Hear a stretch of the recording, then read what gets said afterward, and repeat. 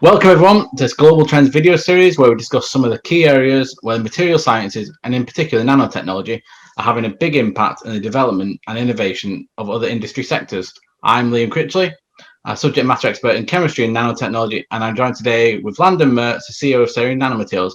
Hi Landon, if you don't mind, before we begin, would you mind telling us a bit about Sarian? Yeah, hey there, Liam. Great to be here. Sarion Nanomaterials, we've been around since 2007. We're one of the largest in our field in the United States for the design, the scale up, and the manufacturing of nanomaterials. And as a company, what we do is we focus mostly on metal oxide, and ceramic nanoparticles. Our customers tend to be mid-cap, large-cap companies, usually across the United States and Europe. And one of the interesting things about our company is we don't develop products. Rather, what we do is we provide companies with access to the advanced expertise in nanomaterials that they need when they're trying to leverage them into their products. And so as a company, we support our customers cradle to grave, from applied research all the way through manufacturing. And, Liam, you mentioned the impact of material science across industries.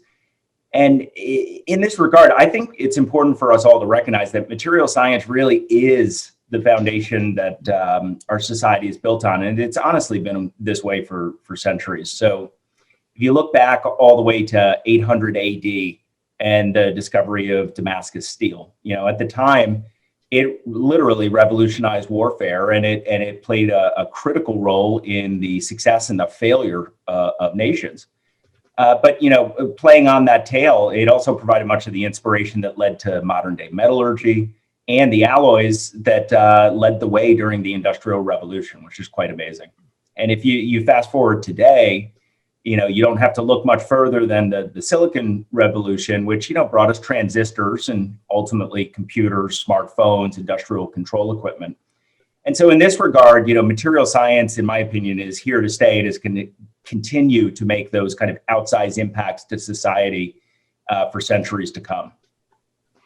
Oh, thank you, and thank you for the introduction and for the recap of what's been going on. But that's obviously what's happened to where we are today. And what do you see now for material science moving forward? Yeah, it's a great question. So about 10 years ago, the Royal Society of Chemistry published a memorandum called The Roadmap for the Future. And what it pointed out is that over the next 50 years, we're going to be undergoing some pretty tremendous pressures due to population. And their roadmap basically laid out how material science will have to play a role in addressing those societal challenges. This included everything from human health, our food supply, water and air, and a few others. And personally, for myself, I hew very close to their assessment. I really do believe that material science, and in particular nanomaterials, are going to play that important role in addressing those macro challenges.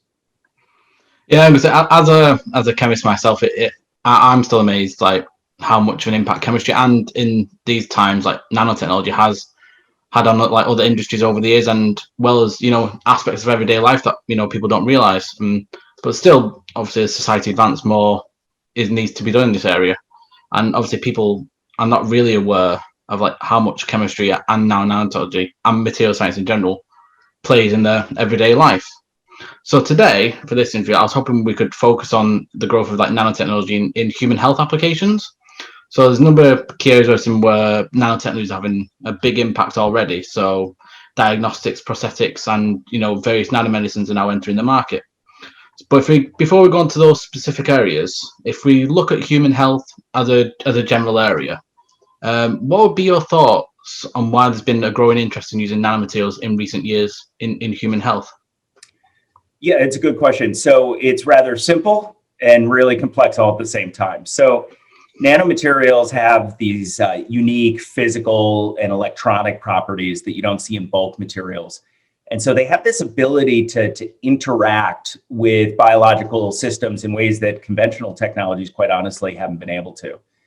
And, you can see this demonstrated not only what's available in healthcare today that is nanotechnology based, but also what's happening in academia. So A couple simple examples. You use nanoparticles that are designed specifically to target cells of interest. So, they're looking for the diseased cell in order to spare the healthy cell any possible damage from a drug. You look at something like chemo, which impacts every cell in your body, and you can immediately understand the benefits there. And another application is controlled release, where a drug payload is released based on some external stimuli, usually in proximity to where it needs to be delivered. So at the end of the day, where we're headed with medicine in general and nanomedicine specifically is, I believe, personalized and very highly customized medicine. Yeah, and we're talking about nanotechnology and nanomaterials as a broad class, of materials. And obviously there's a lot of applications that we're talking about. But what would you say are some of the main nanomaterials being used currently in human health applications? Yeah, there is so much innovation in the marketplace. It's sometimes often really difficult to track. No doubt, though, I think we can make some generalizations here and capture most of them, but definitely not all of them. So most people in the space would be familiar with gold nanoparticles. This is a ubiquitous material that's been very well researched over the decades. Quantum dots, which have been making a really big push in imaging. Super paramagnetic iron oxide nanoparticles, same thing. And then, of course, there is that class of polymer and liposomal nanoparticles. So, there really are infinite combinations of these materials being used or researched at any time. As far as Sirion is concerned, our specialty really revolves around the inorganic side of the equation. Again, those metal oxides and ceramics. Thank you. And obviously we're talking about the benefits of using nanomaterials. You talk about the properties and some of the applications and what we're seeing and why we're starting to see a bit of a shift towards nano from conventional chemicals. But at this stage of development, would you say there are still challenges that need to be resolved? And if so, what are they, and how do we as a collective industry, nanomaterial industry, overcome these challenges? Yeah. In terms of challenges, people are definitely going to have different views. There's no doubt about it. I have two of them that I've been focused on. The first one is reducing complexity and uncertainty. So as everybody can appreciate, biological systems are really quite complex, but also very sensitive to stimuli. So every nanomaterial, depending on how it's designed, is going to interact with that biological system in different ways. And so product developers in nanomedicine, they really need more novel approaches to quickly determine not only short-term impacts, but long-term impacts to health. And this is not an issue that is unique to nano. This is for medicine in general. But anything that can be created to extrapolate in vitro results to predict the in vivo results, I think would be a gigantic win. And there's a role that industry plays there. There's a role that government plays there too. The National Nanotechnology Initiative, it's run by the U.S. National Nanotechnology Coordination Office, is focused on this now, which is basically a large-scale research effort to start characterizing nanomaterials and quantify specifically their impacts to toxicology. So that's the first one. The second one is scale up in manufacturing of the nanomaterials themselves. This is an area where if you're in the industry, you know that there are a lot of companies who run into challenges, especially during scale up and not being able to preserve kind of the unique attributes of the particles as they bring it to larger scale. This is one area where Sirion really shines. We've been for almost 15 years taking those materials made in the lab, scaling them anywhere from 1,000 to 10,000 times, and then more importantly, preserving those critical design parameters and the functionality of the particle. Thank you, Andrew. Good to hear your insights on the generally and the challenges. So if we move now on to if we start talking about applications like the first one. So first topic area, if we talk about diagnostics. Now, diagnostics is something that plays a big part in everyday life, obviously in medical settings, and we've even seen recently during obviously the coronavirus pandemic the need for rapid diagnostic platforms for diagnosing diseases. So there's been work a lot of work going on in nano-inspired diagnostics for a good number of years now at the fundamental level, at the academic level. But what is the commercial level of nanomaterial, like enhanced, like diagnostic platforms today? Hands down, it has to be point of care diagnostics. A simple example that I think most people aren't aware of is, the modern day pregnancy test. Some of those tests use gold nanoparticles for the detection. And while I'm pretty sure it's not on the market yet, there are companies that are working on using gold nanoparticles to design a completely different way to accurately predict ovulation. But there are more serious opportunities here. For example, there's a lot of work going on, and I believe some products that have finished making it to market where what they're really doing is they're looking to detect various proteins associated with cancers so that in a blood sample with interaction of a nanoparticle, you're able to detect it. The real advantage for point of care diagnostics, in my personal opinion, is going to be speed and cost. And this represents a real huge opportunity to move diagnostics deeper into medicine, especially in low and middle income countries. And that would be a major advancement for a significant portion of the world population. So, Liam, I'm just curious, what kind of diagnostic platforms have been catching your eye lately? No, thank you. I mean, one of them is kind of related to what you're saying about the gold and the gold nanoparticles, because I think the plasmonic biosensors is definitely an interesting area that's arising, and that they're typically made of gold nanoparticles, but you can use other noble metals as well. And one of the interesting points I've seen throughout the research is that you can just use nanoparticles, or you can use specific novel architectures, such as like clustering together to make nano islands. And there's a range of different ways you can use them. But what's quite interesting about those platforms is that the way they work is because they have free electrons on the surface. So when you radiate those with light, they produce what's called surface plasmons. So these are highly energetic and oscillating electrons. And these electrons can be excited very easily. So when they're excited and return to the ground state, it's much more sensitive to small changes in the local environment. So in turn, by using these oscillating electrons compared to normal electrons on a sensing platform, you get a much more sensitive response. And now you've mentioned gold nanoparticles here, and that's because they are used a lot in this area as well. And in terms of actual applications, I mean, I don't know what the commercial impacts are at the moment, but there's a lot going on at the fundamental level. And this is general biosensitive biomolecules. There's also for illuminating biomarkers, so for like cancer and other microscopy-based, characterizing techniques and detecting diseases. Or you can use biomarkers for illuminating damaged tissue as well. And one of probably the most interesting ones I've seen in this year, actually, was it this year or last year, was using plasmonic biosensors to actually detect if someone's had a heart attack. So there's a lot going on at the fundamental level with plasmonic biosensors, and I think there's a lot of potential there for this area going forward. So that's why I say I don't know if you've seen something different or if that's something on your area.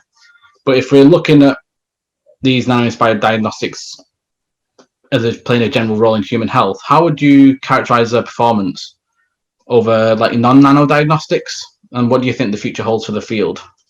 Yeah, in talking about the advantages of nano as a class, one of the things that I find interesting is there are just virtually infinite permutations of a nanomaterial that you can design.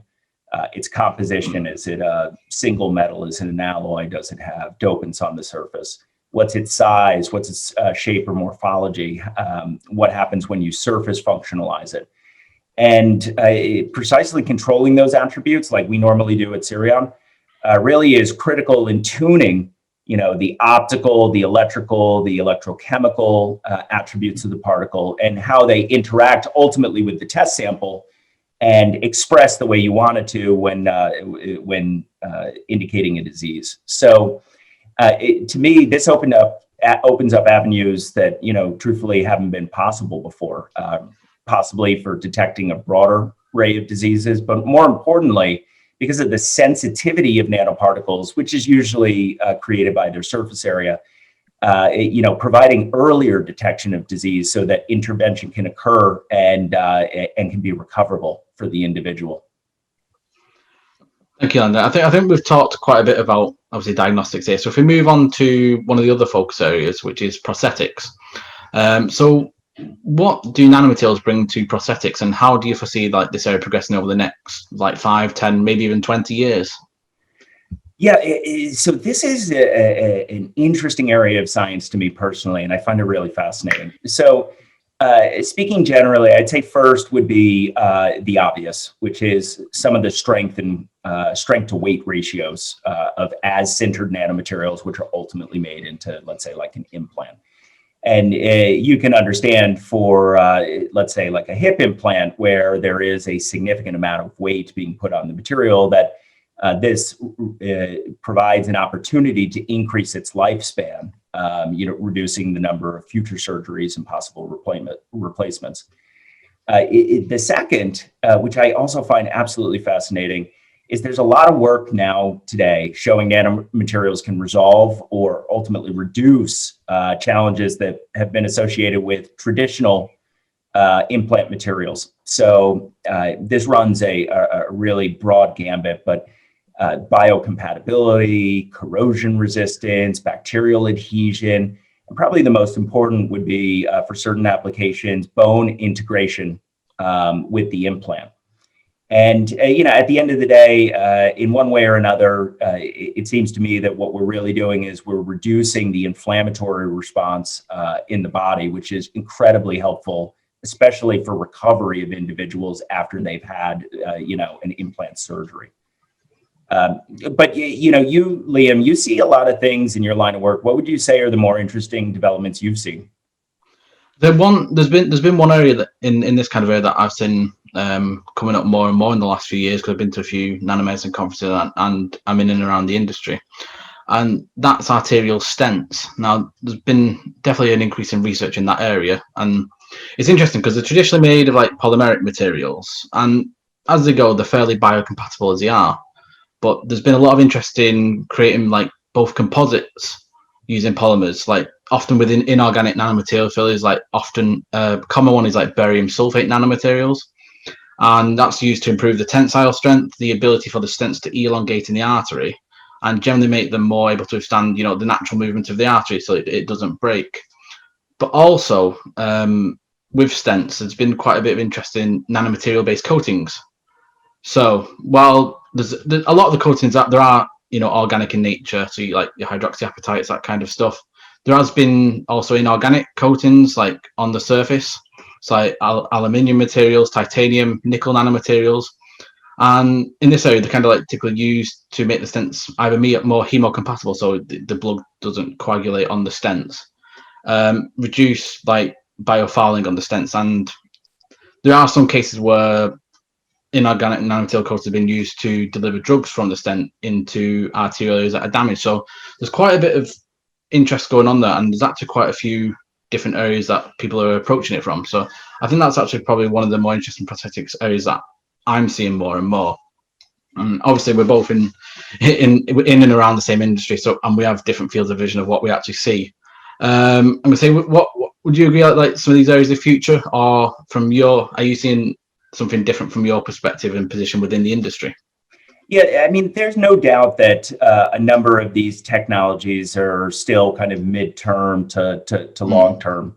But at the same time, there are innovations that are in the market today. It's just, people don't, or companies don't market these innovations as nanotechnology, just a improved product. Probably the one that comes to mind the quickest here would be dental implants. A long time ago, I was absolutely surprised to understand that about 5% of implants actually fail. And it's because they experience a lack of what's called osseointegration. Said a different way, the implant doesn't fuse with the bone. So you mentioned coatings before, and this technology is an inorganic coating where it goes on the surface of the as-sintered material, and it creates 150% improvement in that osseointegration. And I don't know about you, but I'm definitely in the I don't like the dentist camp. So this makes me a very happy man. I don't mind the dentist too much, until they start pulling out teeth. But anyway, if we thank you, interesting perspective dental. I don't see much on the dental side, like I said, because of often it's not marketed as nanotechnology. So that's an interesting one to discuss. But if we now kind of like move on to like our final kind of like subtopic area to say, and let's look at nanomedicine. Now, this is a broad area. It's a fairly established area now, and there's been a lot of work going on over the years, academic, fundamental level, companies trying to commercialize it. So with the potential regulatory barriers that can come, with the more medicine side of things, especially nanotechnology in its small size, how is the commercial adoption of nanomedicines coming along generally? Yeah, so from what I see, commercialization really has come quite a long way. So at first, I think we just have to put on the table and recognize that the regulatory pathway for approval for any medicine, any implant, medical device is long. So, innovations that were made over 10 years ago are probably just now getting into the market.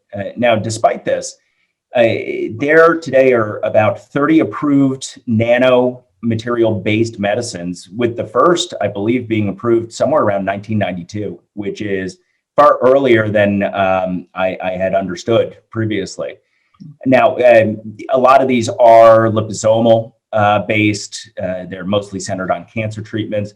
There are also a number of inorganic compounds, mostly irons, for like the treatment of anemia or for MRI contrast imaging. But the pipeline's building. The last time I checked, which admittedly was probably 5 or so years ago, there were 18 new nanoparticle-based medicines that were in clinical trials. And truthfully, I believe that there probably are more if I went back and I checked. And do you think there are going to be any regulatory barriers that could cause issues like towards a widespread adoption of nanomaterials in these applications, nanomedicines? So this is a complex area, and just remembering that Sirion really is an expert in designing, scaling, and manufacturing nanomaterials. We're not subject matter experts in the product. Really, our customers are the ones that lead this charge and are the subject matter experts here. But just staying at a 30,000 foot field of view, the field is regulated by the FDA, Food and Drug Agency here in the United States, and then the European Medicine Agency in the EU.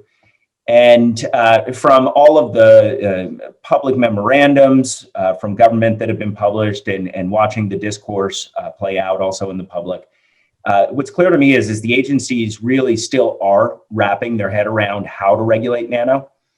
And I've even seen, very open debates about whether these agencies have the right regulatory frameworks and legal frameworks to effectively manage nano. And their areas of concern are obvious. They're totally justified. They want to understand ultimately the potential toxicity and impacts of exposure, especially based on the route of that exposure. And they also want to understand unintended effects of nanoparticles being able to cross the blood-brain barrier. And then, of course, are there any kind of long-term effects that they're not aware of? From my perspective, the risk is for the industry is how the agencies will decide to regulate ultimately is not well understood. So I suspect, though, what will happen is they'll require some additional testing pre-clinic and may require some more in-depth testing during clinical trials. Now, with all that said, I don't want to be an alarmist because I really do believe that the current regulatory system and framework is functioning as it was intended and functioning pretty well and serving the interest of the public. So as we talked about, there are a number of nano-based medicines on the market, and I have yet to see any material adverse reports coming out of the FDA or the European Medicines Agency that would suggest that nano is dangerous when properly designed and properly administered. So, Liam, what would you say are some of the big driving forces for nanomedicines from your perspective?